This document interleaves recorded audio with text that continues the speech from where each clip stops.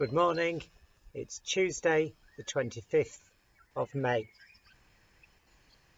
One of the things that we've been doing during lockdown over these last 12 months is to try and make our garden more wildlife friendly. We built a pond, we've allowed the grass to grow longer, we've created frog and hedgehog houses, and then our latest creation is our bug hotel.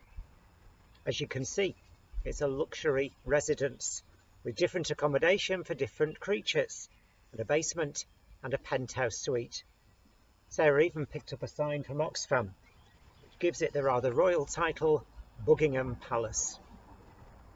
It's positioned next to our hedgehog house, the log pile and the compost heap, all different wildlife habitats. Of course, one of the dangers of encouraging wildlife is that you might get the wrong sort of creatures.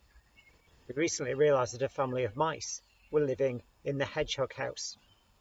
I'm also aware the compost heap is home to slugs and snails, neither of which are my favourite garden guest.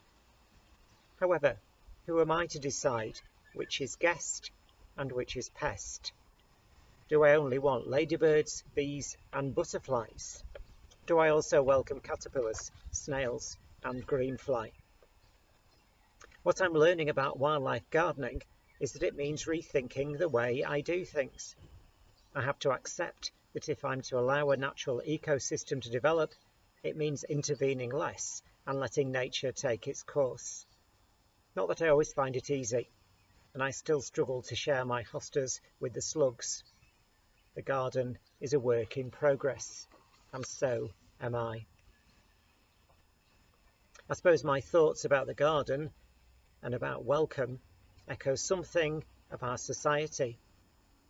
Many societies will decide what sort of people are to be encouraged and welcomed, and who is to be discouraged and rejected. Often those decisions are made on the grounds of gender, or race, or age, or ability. They may be based on past experience or stories told to us. It may be about preserving what we have at the expense of sharing with others.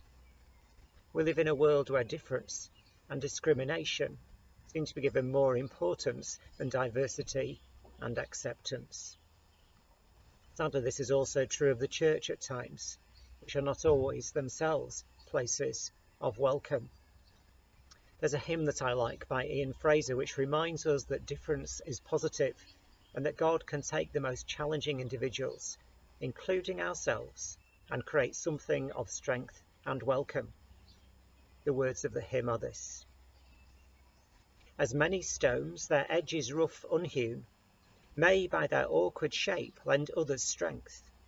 Build up your church, Lord Christ, so that at length the various shapes harmoniously attune, and we are raised a temple to your fame, whose worship shall give glory to your name.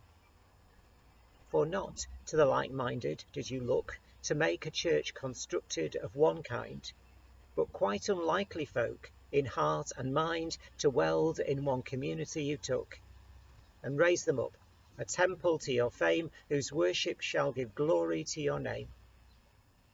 Then grant us, Lord, in others to delight, not those we like, but those now called by you, with all our awkward edges strength imbue, that we may give folk shelter, warmth and light, that we be raised a temple to your fame, whose worship will give glory to your name. Let's pray. Loving God, help us not to label people as pests, but see how we can welcome them as guests. Help us to live in grace and openness, to see you in all who you create. Go with us today. Amen. What a view of the garden.